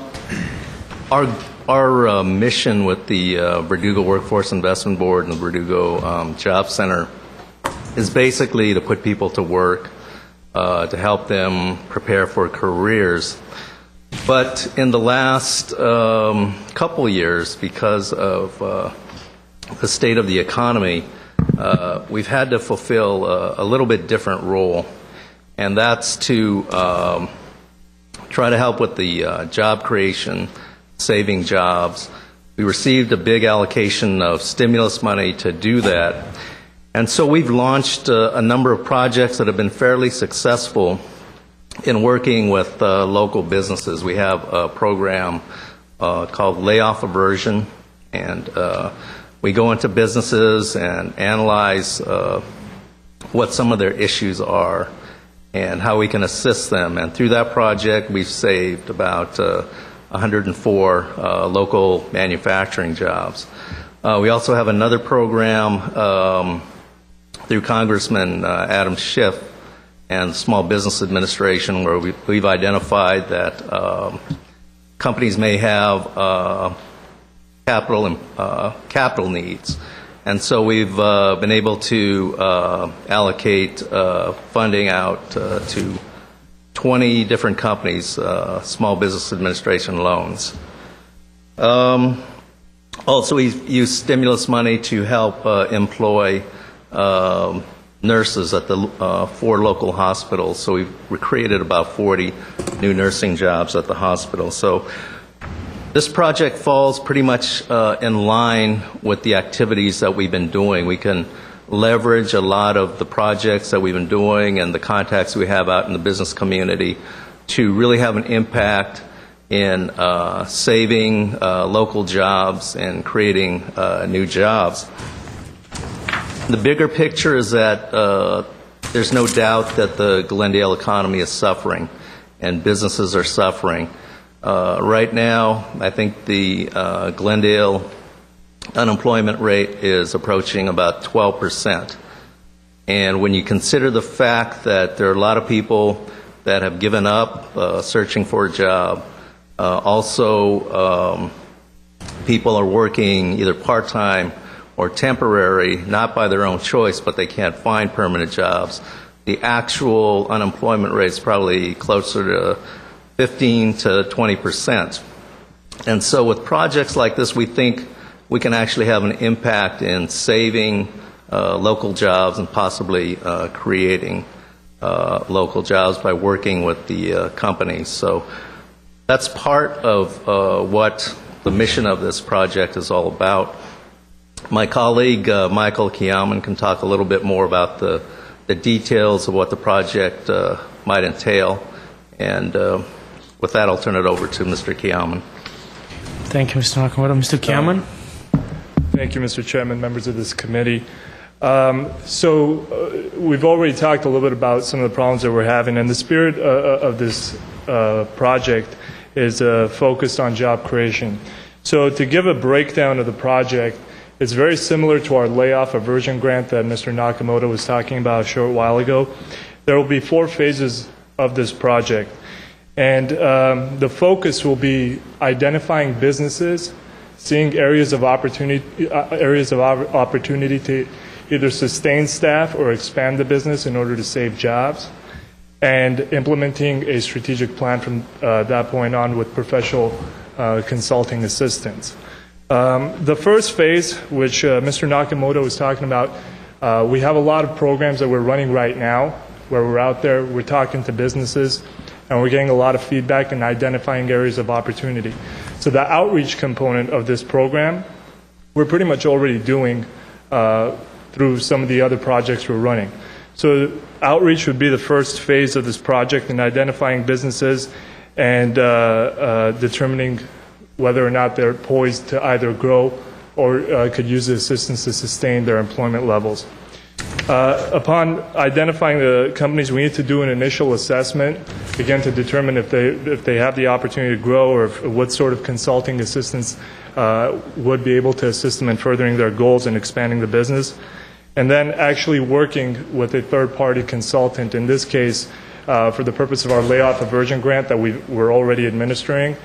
We have worked with the California Manufacturing Technology Consultants, and we focused on the manufacturing sector, and in a short time we've managed to save 104 jobs across 10 companies, which is a pretty staggering number when you consider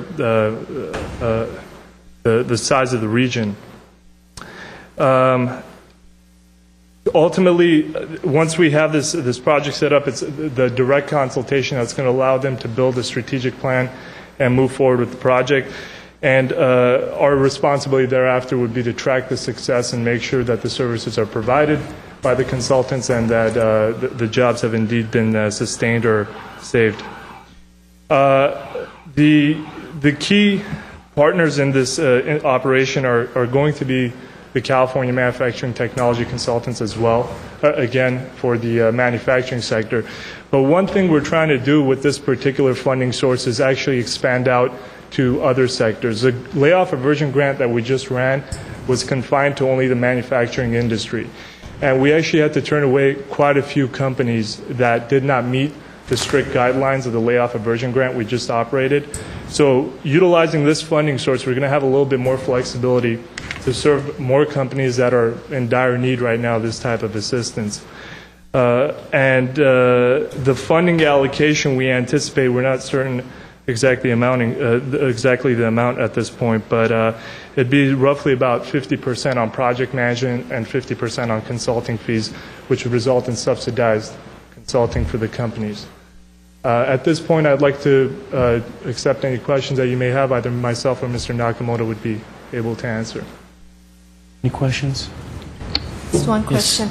So you mentioned this is more like a job creation center project. So would you be working with the community or more with the companies to help them create jobs and sustain employment? And do you have an office, or how do people reach out to you?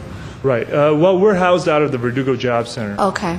And to answer that question, it would be both. Because what we've experienced with our layoff aversion grant is that some of the companies that ended up, because of these strategic plans and because of the consultation assistance hiring employees, we were able to take individuals who are coming into our job center and actually placing them in employment as well. So there is a two-way sort of road here. But the main focus, the actual outreach component, is just going to be focused on the businesses, because we've seen that it's paying off, to be quite frank. Okay, thanks. Mr. Cornell? Oh, I'm sorry, I couldn't see you. So well, that's fine. You have a criteria as far as offering your professional guidance and assistance to companies, that they have to have so many employees, or they have to have a gross income or revenue of a certain amount, or is it just small business, or what? In terms of selecting the company or the consultants? The consultant here. The consultants, well, we have a track record of working with CMT, California Manufacturing Technology and Consulting, and we are aware of the work that they're able to do. Going outside of that realm and going into these different industries, one of the ideas that we had was we're already in talks with some of the more reputable MBA programs in the local area. University of California, Los Angeles, Anderson School of Management, to be more direct.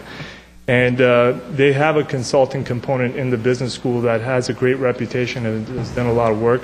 Our plan, once the RFP is released, is to finalize some sort of agreement with them in order to have them available as consultants. Did you add to that?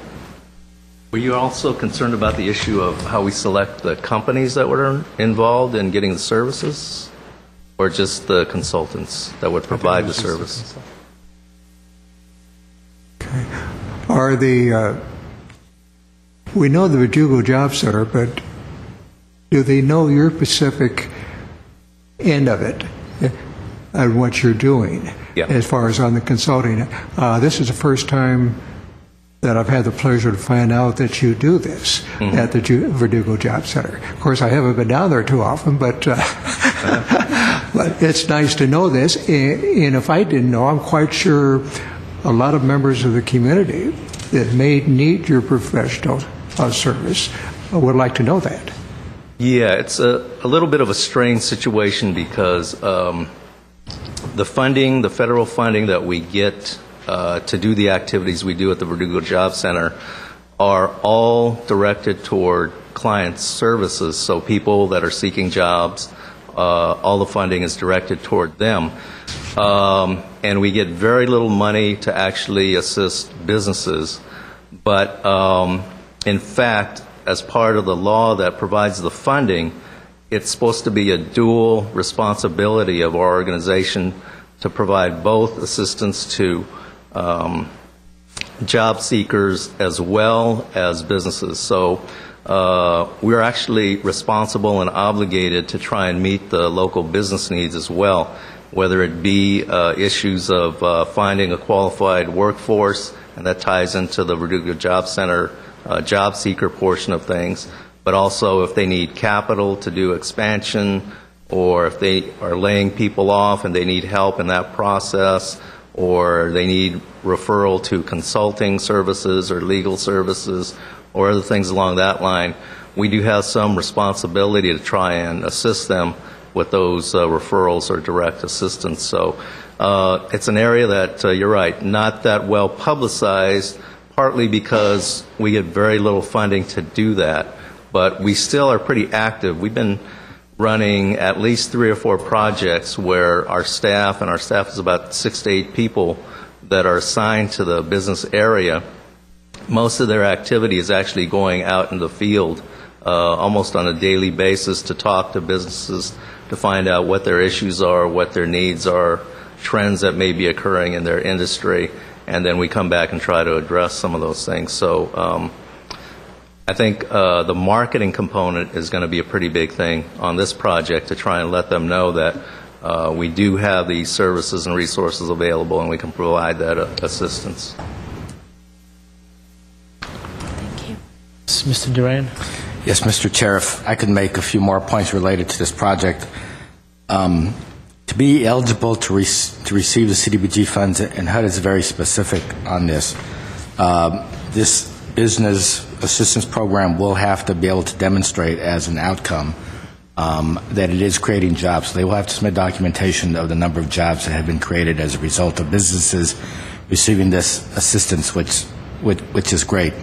It actually qualifies under a different funding category called Special Economic Development. We're trying to keep the worksheet simple, so we lumped it under capital improvements, but it's actually an economic development funding category. And like I said, is very specific. And so the degree to which we can indeed provide jobs that otherwise may not have been created as a result of these funding, this funding, I think is what makes this project worthwhile. And then the other thing I want to comment on that Mr. Cameron mentioned, and that you could see with homeless programs, is the beauty of CDBG is that oftentimes we, as grant administrators, we can use those funds to leverage other funding sources and to plug in holes in programs where their funding sources aren't eligible for a particular component.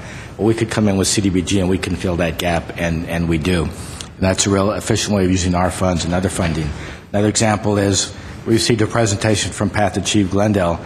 They talked about how the last phase of their project is developing the permanent supportive housing for their graduates to migrate into.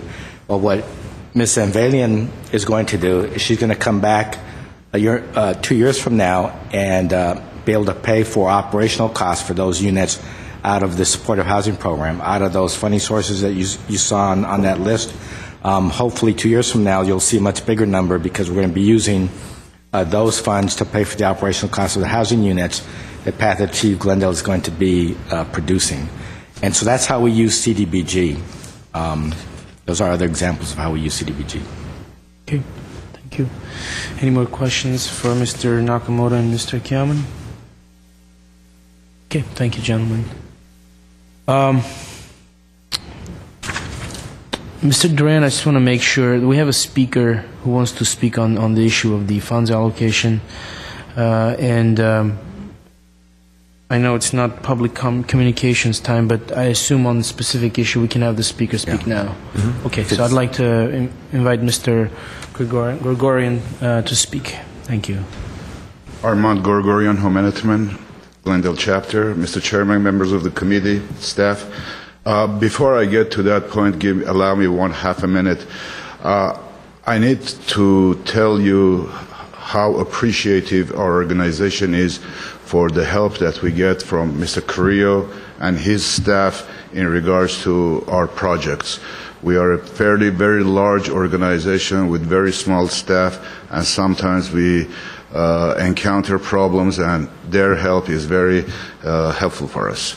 In regards to those funding, I was listening to you, and before you got to the last point, it was mentioned that it was $170,000 that is being recaptured and is being added to the building projects, capital improvement projects, and I was happy. I said, well, we're going to get a lot more than last year.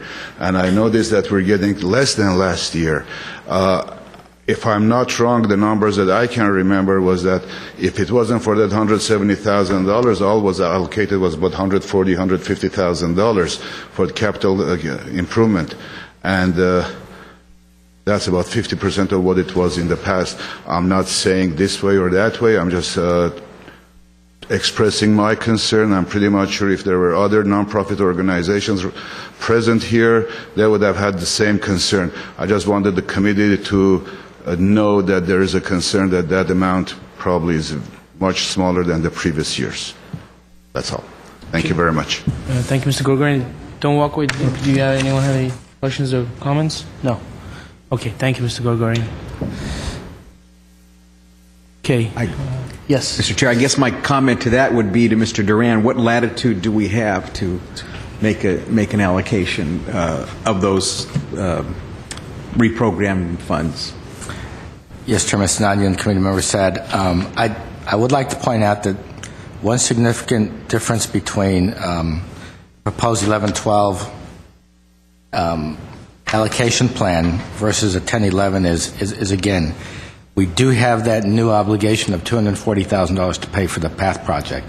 Last year at this time, that was unanticipated, and so that, you could argue that more than anything impacted what is ultimately available for undesignated projects for the community and available under the capital improvement project. This is the recommended funding allocation plan. The advisory committee, as a policy board, could recommend something different. When we report to the city council, we would probably, depending on what the recommendation is, report what the original recommendation was and what the revised recommendation is on the part of the advisory committee, and again, the city council will make the final approval on the funding allocation plan.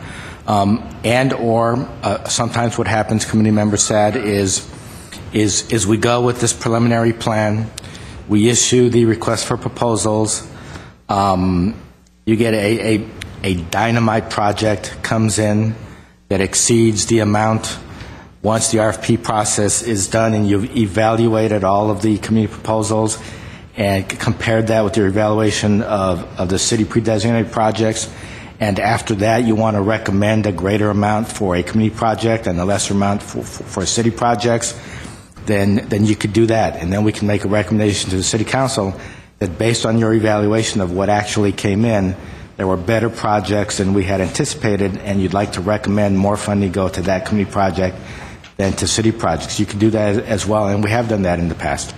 And if we do that, you have more information to base your recommendation on in terms of why you would recommend something different than the proposed plan. I have some comments also. First of all, I do want to, go back to this issue that Mr. Gregorian brought back about how well our CDBG department and the Joint Parks CDBG department work. And I've personally never heard anything but praise for the work that our people do, and I don't think we thank and express our gratitude often enough. So yeah, I do want to thank Mr. Duran, Mr. Carrillo, the staff, Mr. Chapchian for the great work that you do.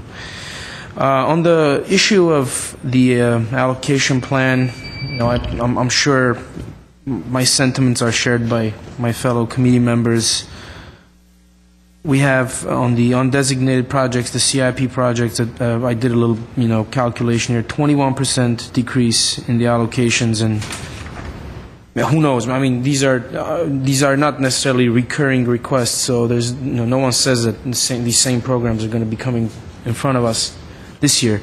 But assuming that something of this, of this magnitude comes to us for allocation, we're certainly going to have serious problems being able to come up with funds for organizations, most of which keep coming back and do wonderful work and are indispensable in this city.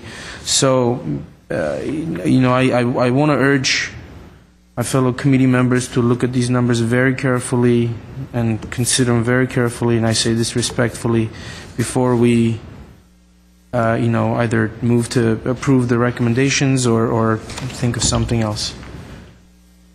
And let me just reiterate what Jess said is that the Path Achieve project, had it not been pre-designated, you may have seen them come here, but without the pre-designation, it'd be hard to actually pull that deal together. So that's going to eat up $240,000 for the next 10 years. There is an overlap of the other $250,000 from Pacific project, but that goes away in 2 years. But the Pacific artificial turf project, I've heard a lot from a lot of the kids and the people using that field that it's really getting bad. It's bumpy, it's dangerous, and the only way really to deal with it is artificial turf. So that it's an even playing field, and it can be played on year-round. Even with the torrential rain, after 20 minutes, you can play again just based on that. But yeah, you should look at the numbers carefully, and I agree.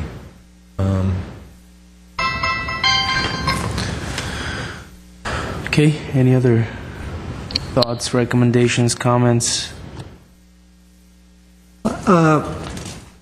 Mr. Chair, I think pretty much summed up by the director.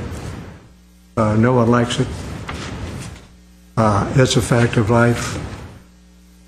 We'll have to deal with it, and I feel we can when the time comes, if there is an exception. There is consensus among all of us that this project is essential. It is part of the priority process that was requested all during the focus groups, and we'll go from there. But for right now, I feel that we should accept what we have in front of us, and then at a later time, if the situation arises, amend it at that time. Ms. Markarian? Yeah, I agree. I see that there are a few pre-designated large numbers that are in front of us, and we didn't have those last year, but those are pre-designated, and really we can just accept it and move forward and see what we can do with the amount that we have in hand currently, and see what would be the organization's request for upcoming year. Mr. Sad? I think that, again, that's the reality that we have to deal with here. The pre-designated amounts and the amounts that are required for Edison Pacific and Path Achieve and their great programs, are consuming large amounts of money, and I think kind of is what it is.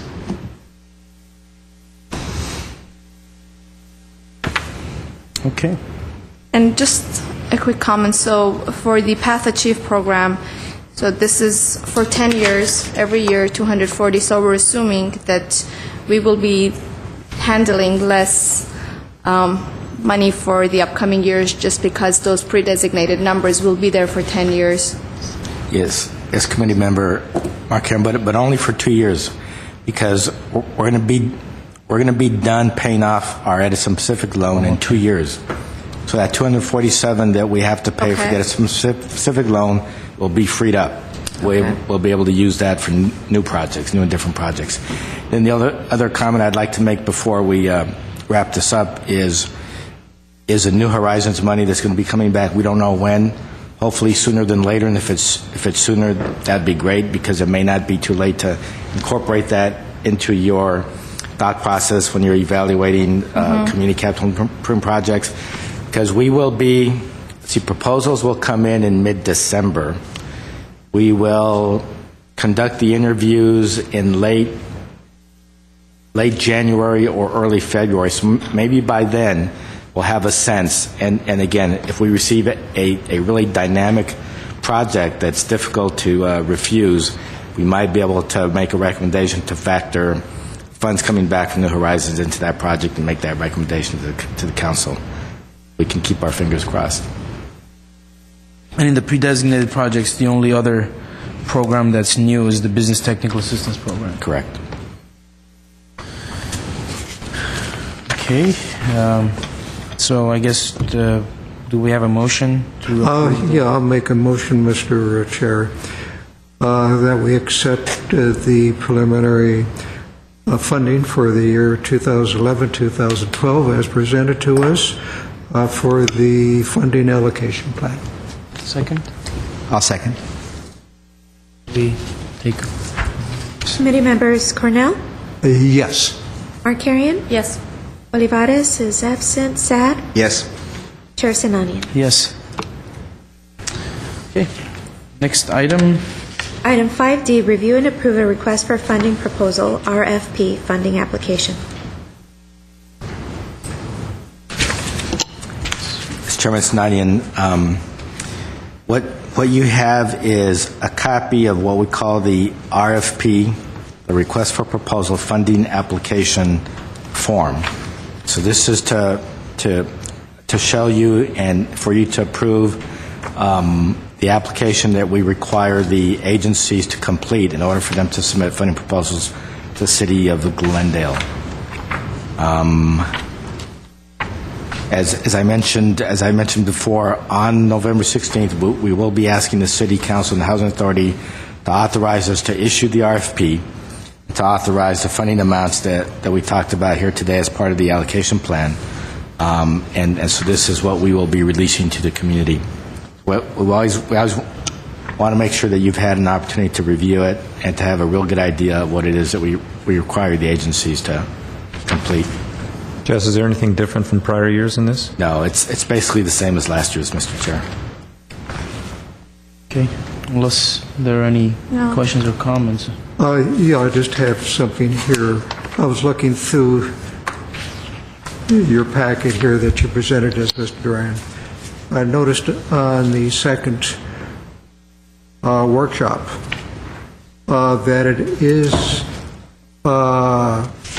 pretty close to that of your when the RFPs are due, which would be the following week. I know in previous packets that you had a little bit more leeway there. Is this rushing it too much for the second workshop, even though it is on a voluntary basis here? It's Committee Member Cornell. We actually have two workshops. We have one at the beginning of the filing period and one the week before the proposals are due.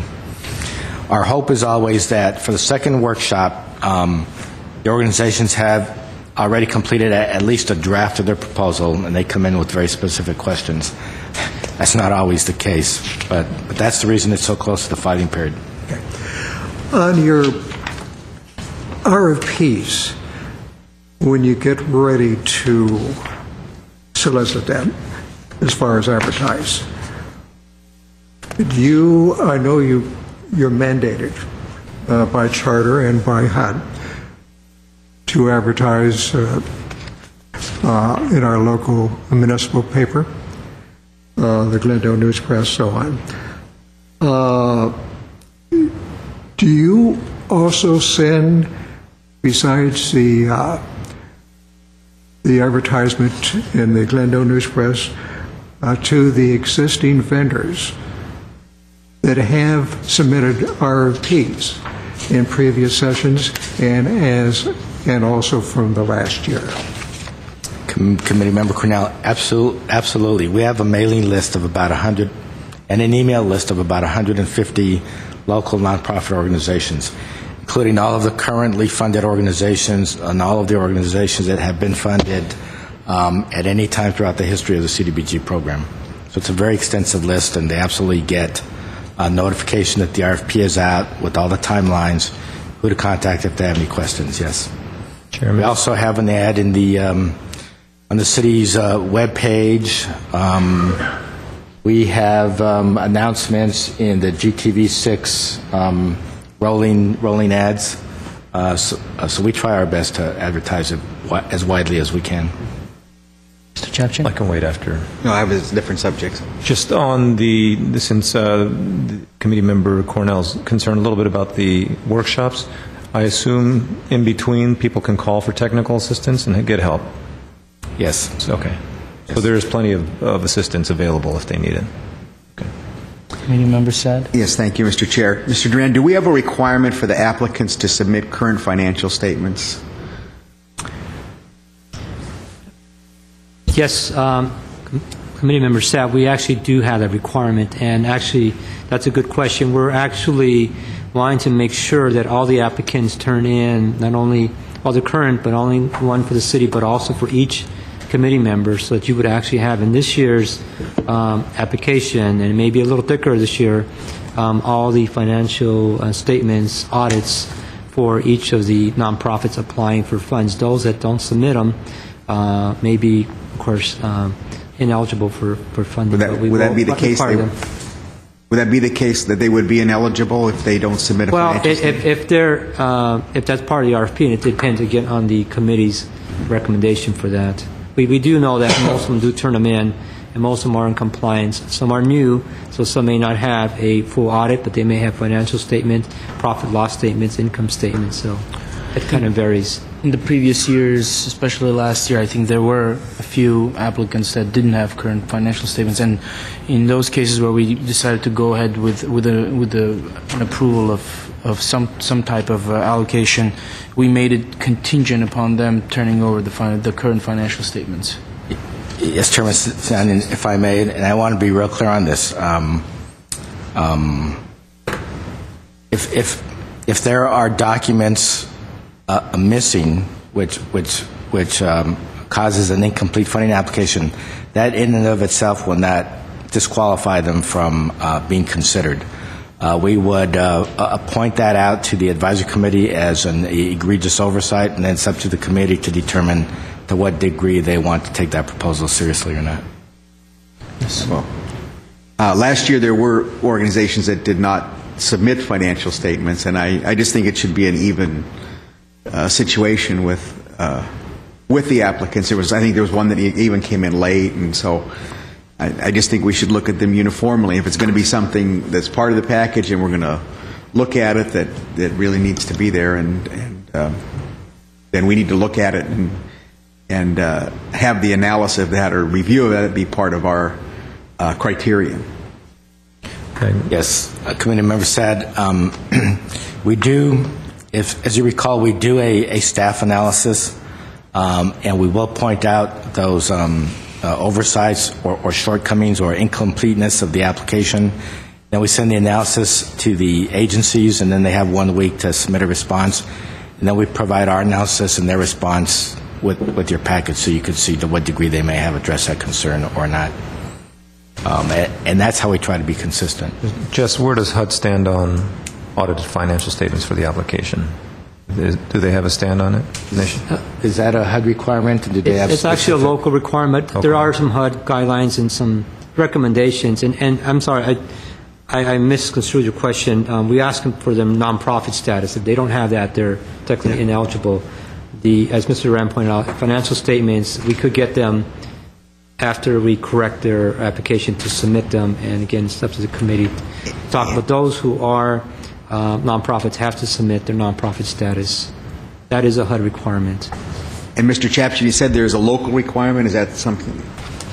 I think Mr. Carrillo said that's local. The audited financial statements is a local requirement, not a HUD requirement. Is that what you're saying, Moises? We have our own policy in our CDBG program, where those programs that are over $25,000 or more funded with CDBG are required to have a independent audit. It's not the full OMB circular audit, but it's an independent audit. Those that are less than $25,000, we request for some audited financial statements, which are not necessarily the full audit, but it's financial statements audited by a CPA that's not part of the agency. So if it's greater than $25,000 and they don't submit an audit, they would be ineligible for a grant? Now, that's the requirement for receiving funds. For eligibility to apply, we haven't set that criteria up as a necessary part. I mean, it's part of the budget and overall application, but if someone is new and has never done a financial statement, that may preclude them, but we don't have any specific HUD requirements for that, but that's certainly a question that could be brought up. Okay. Thank you. And I would add just one thing. We do want to make this emphasis this year at our technical assistance meeting, and of course, let them know, certainly the feelings of the advisory committee, that certainly the financial statements are an important element of their overall package and application, and we'll be giving the financial statements to the advisory committee for their review and maybe questions on their overall financial capacity during the interview. So I think that's a very important point you brought up. And I think it becomes even more important because of what just went on with one of the nonprofits. Which last year was one of the entities that didn't submit time statements. Yes. Yes. Mr. Chair, one more point, and for further clarification, HUD is not specific in terms of what it requires that we collect as part of a funding proposal for CDBG funds. HUD actually allows a lot of flexibility. For example, theoretically, jurisdictions could keep all the sole service funding themselves and run a $500,000 youth employment program. Or a jurisdiction could issue an RFP to the community for all of social service funds and not use any of it for city projects. But HUD does expect that once we've determined that we will use an RFP and a funding application, that we exercise due diligence to collect the information we need to make an adequate evaluation of the qualifications of those nonprofits to receive CDBG funds, because it's in our interest to ensure that they do have the capacity and that they have the financial capacity and know-how on how to use these funds and use them appropriately. So we do have a local requirement that when you submit your funding application proposal, that part of the packet is a financial statement. Now, whether it's an independent audit or a higher level audit, that's a separate question. And as Mr. Carrillo pointed out, the policy that we do have is once you're funded, and you are funded by over $25,000, then you are required to provide us to obtain and provide us with an independent financial audit at the end of the year. But in terms of just being qualified to submit a proposal, that's not part of it. So, I guess a little more questions. Are there organizations then that have submitted those audited financial statements during this year based on the grants that were given in? Yes. Okay. And you should get copies of those with your proposal packets in January. In January. Okay. Thank you. Thank you, Mr. Duran. There appear to be no more questions, so do we have a motion to approve the proposed RFP funding application? Yes, Mr. I will move that we accept the RFP for funding proposal for 2011-2012 as submitted by staff. Second? I'll second. Please have a vote. Sure. Committee members Cornell? Yes. Markarian? Yes. Olivares is absent. Sad? Yes. Chair Sinanian? Yes. Next item?